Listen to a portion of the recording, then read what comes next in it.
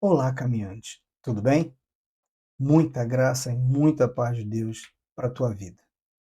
Vamos orar? Pai, em nome de Jesus, nós te agradecemos, Deus, por todos os dias. E te agradecemos pelos dias que ainda se nos virão. Te pedimos, Senhor, que o Senhor nos ajude a te alegrar, a te agradar, a fazer a coisa certa e nos desviarmos das coisas erradas. Não te pedimos, Deus, para que o Senhor nos livre deste mundo. Acho que seria o ideal. Mas como isso é impossível e teu filho já nos alertava disso, dizendo que em sua oração te pedindo para que não nos livrasse deste mundo, mas nos desse preparo, Deus, para que nós pudéssemos suportar a todas as situações e que tivéssemos bom ânimo, ânimo e que continuássemos a nossa caminhada, porque ele venceu o mundo e nós também venceríamos.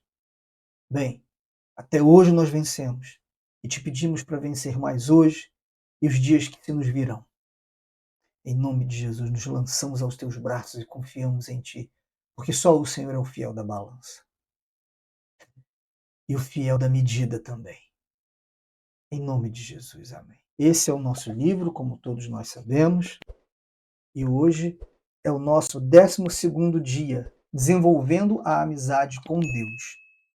Ele oferece a sua amizade ao justo, Provérbios 3:32. Aproximem-se de Deus e ele se aproximará de vocês. Tiago 4:8. Você está tão perto de Deus quanto escolher estar. A exemplo de qualquer amizade, você deve se esforçar para desenvolver sua amizade com Deus.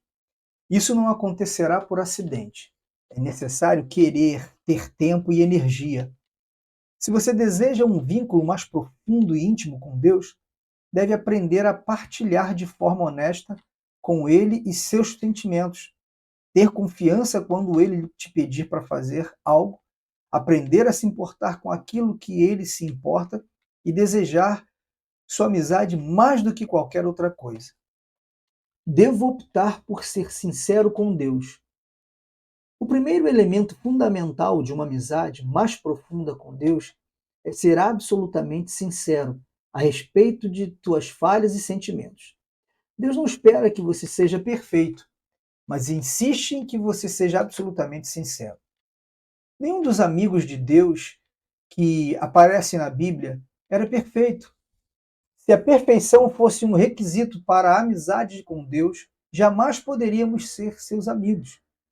Felizmente, em virtude da graça de Deus, Jesus ainda é amigo dos pecadores.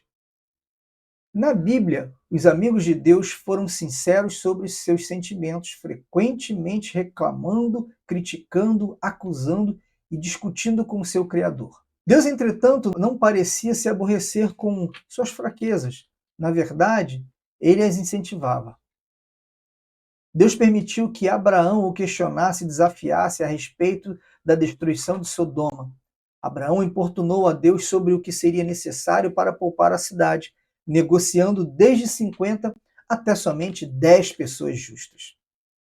Deus também escutou pacientemente a Davi as muitas acusações de injustiça, traição e abandono. Deus não destruiu Jeremias quando ele reclamou que Deus o havia enganado. Jó pôde expressar sua amargura durante a provação. E no final, Deus defendeu Jó por ser sincero e repreendeu os amigos de Jó por serem falsos. Deus lhes disse: vocês não foram sinceros comigo ou a meu respeito, não da forma em que foi meu amigo Jó. Meu amigo Jó agora orará por vocês e eu aceitarei sua oração. Em um estupendo exemplo de amizade sincera, Deus expressou com sinceridade sua absoluta repugnância pela desobediência de Israel.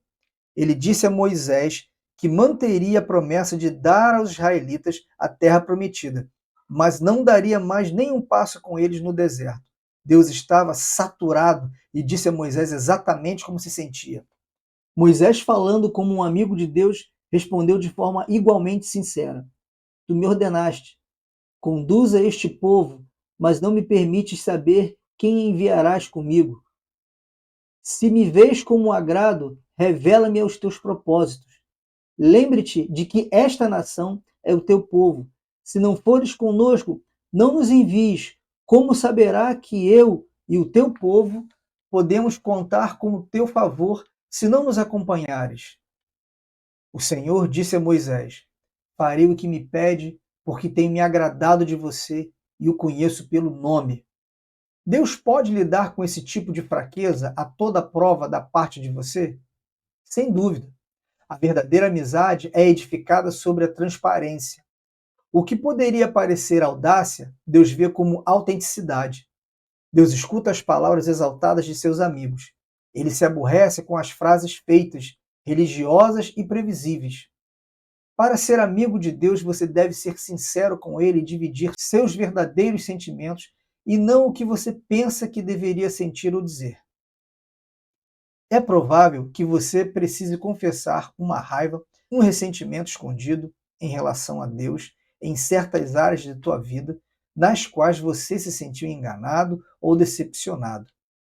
Até que tenhamos amadurecido o suficiente para compreender que Deus usa todas as coisas para o nosso bem, abrigamos ressentimentos em relação a Deus por causa de nossa aparência, formação, orações não respondidas, mágoas do passado e outras coisas que mudaríamos se fôssemos Deus. As pessoas frequentemente culpam a Deus por mágoas provocadas por outras pessoas.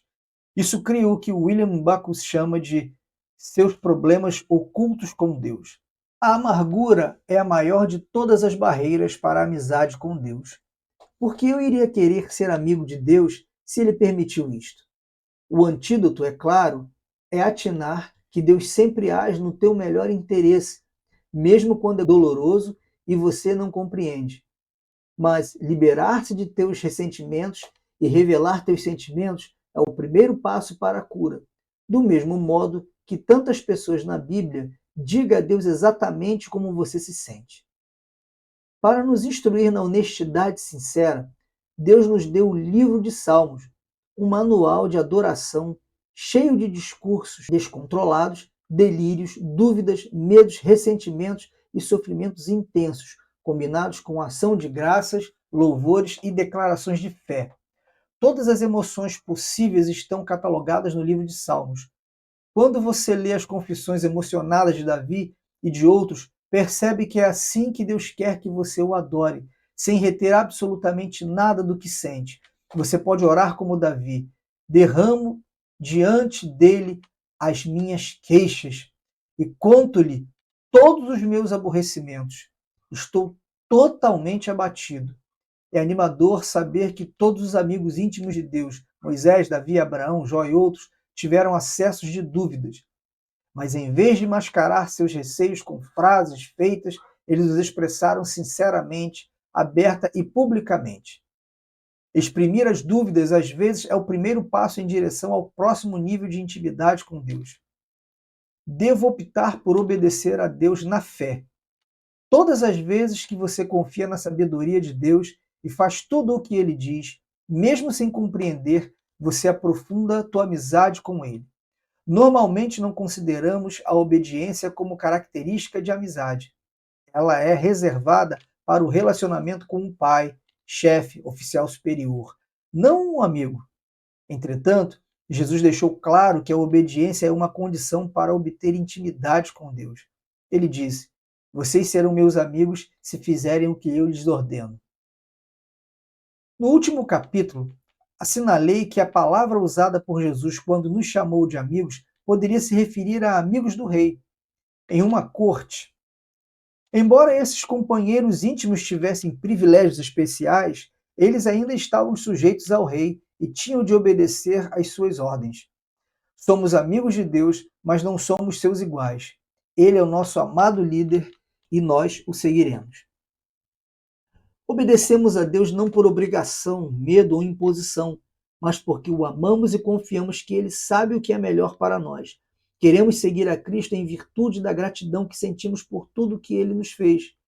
E quanto mais de perto nós o seguimos, mais intensa a nossa amizade se torna. Os incrédulos normalmente pensam que os cristãos obedecem por obrigação, culpa ou medo de ser punidos. Mas o oposto é que é verdadeiro. Por isso, temos sido perdoados e libertos, obedecemos por amor. E a nossa obediência nos traz grande alegria.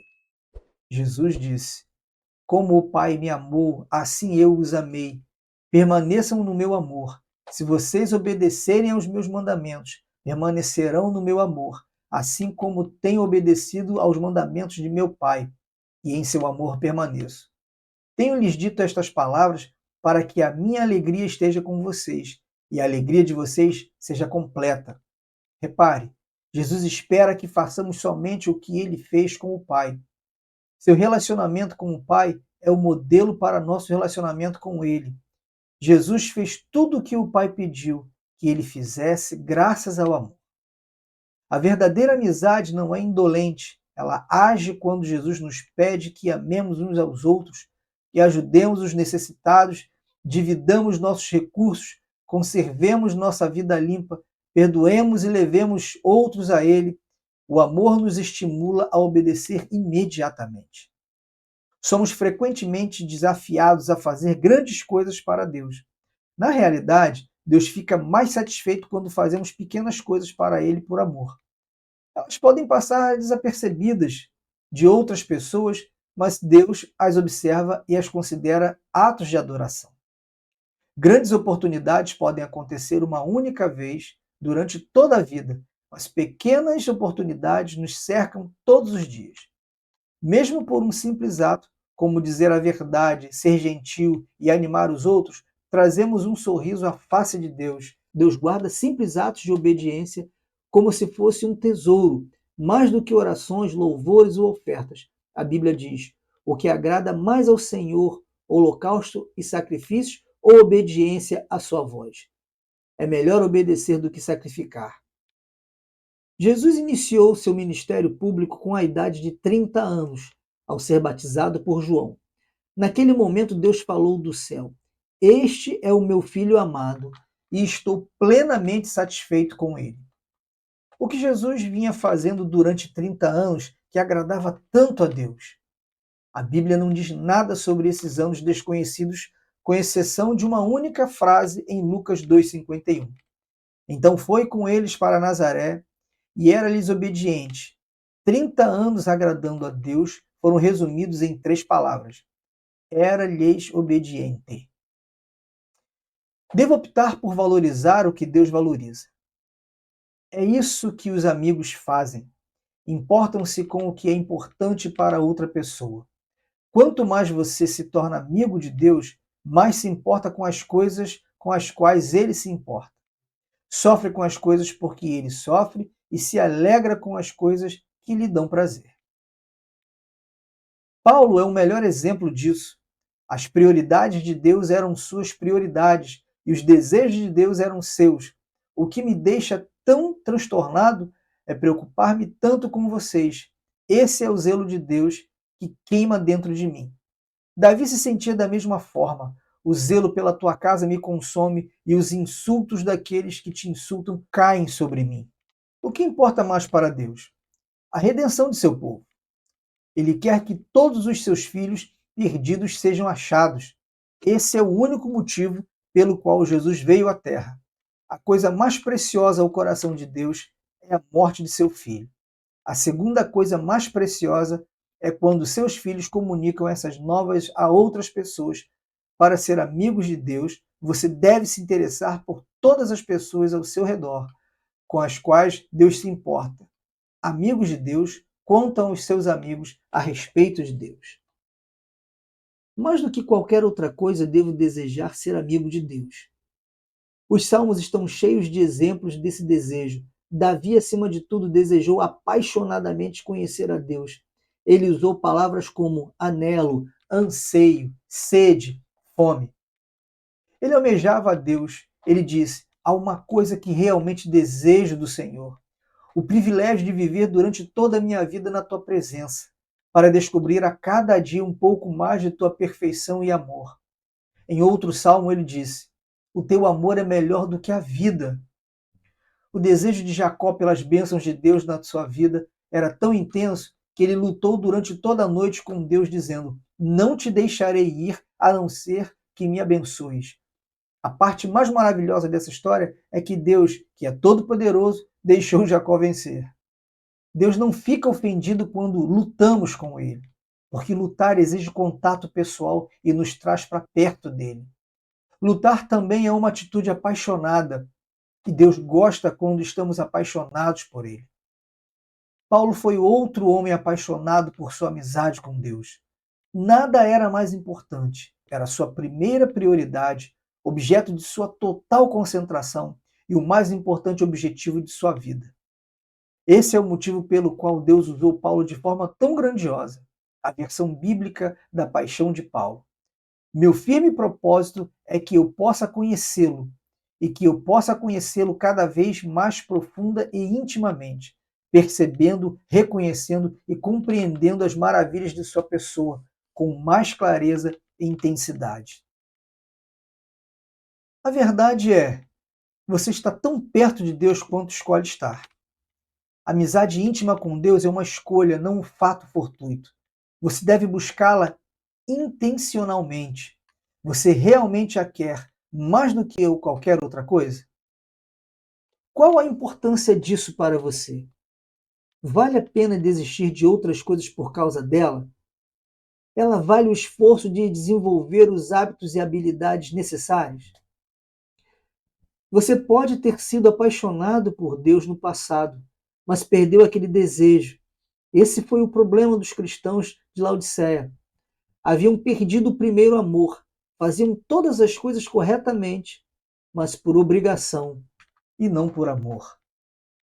Se você estiver passando por abalos espirituais, não se surpreenda quando Deus permitir sofrimento na tua vida. O sofrimento é o combustível da paixão, ele nos dá energia com tal intensidade que transforma o que normalmente não possuímos. C.S. Lewis diz: o sofrimento é o megafone de Deus. É a forma de Deus nos sacudir da letargia espiritual. Os nossos problemas não são uma punição, são chamadas de despertamento de um Deus amoroso. Deus não está louco com você, ele está louco por você e fará o que for necessário para trazê-lo de volta à comunhão com ele. Mas há uma forma mais fácil de reacender a paixão por Deus. Comece a pedir que ele te dê essa paixão e continue pedindo até que você a tenha. Faça esta oração ao longo do teu dia. Querido Jesus, mais do que qualquer outra coisa, quero conhecê-lo intimamente. Deus disse aos cativos da Babilônia: se vocês seriamente me buscarem e me quiserem mais que a todas as coisas, garanto que não ficarão desapontados. Seu relacionamento mais importante. Não há nada, absolutamente nada mais importante do que desenvolver uma amizade com Deus. Esse é o relacionamento que durará para sempre. Paulo disse a Timóteo: algumas destas pessoas perderam a coisa mais importante da vida. Elas não conhecem a Deus. Você perdeu a coisa mais importante da vida? Você pode fazer algo a respeito disso a partir de agora. Lembre-se, a escolha é tua. Você está tão perto de Deus quanto escolheu estar. 12º dia. Pensando sobre meu propósito. Um tema para reflexão. Estou tão perto de Deus quanto escolhi estar.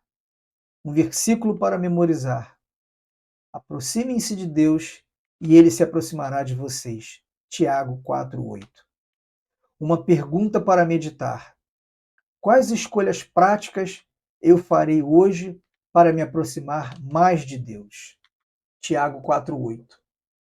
Chegai-vos a Deus e ele se chegará a vós. Alimpai as mãos, pecadores, e vós, de duplo ânimo, purificai os corações. Em nome de Jesus, Pai, eu te peço que o Senhor nos ajude a nos aproximarmos de Ti. Nos ajude a termos o Senhor como nossa prioridade, não principal prioridade, não primeira prioridade, nem maior prioridade, mas como a nossa prioridade. Nos faz lembrar, te peço, Pai, nos faz lembrar de como são bons os momentos quando estamos conectados com o Senhor, quando estamos totalmente ligados em Ti. Todos nós já tivemos dias assim, momentos que fosse assim. Talvez uns tenham um maior período, outros só um momentinho breve, mas todos já sentiram, todos já tiveram experiência contigo. Que seja uma e rápida, mas é o suficiente para a gente saber que isso é o que vale a pena. Então nos ajude, Pai, a estarmos de novo ligados contigo em nome de Jesus. Amém. Um abraço, caminhante. Até amanhã, se Deus permitir. Em nome de Jesus.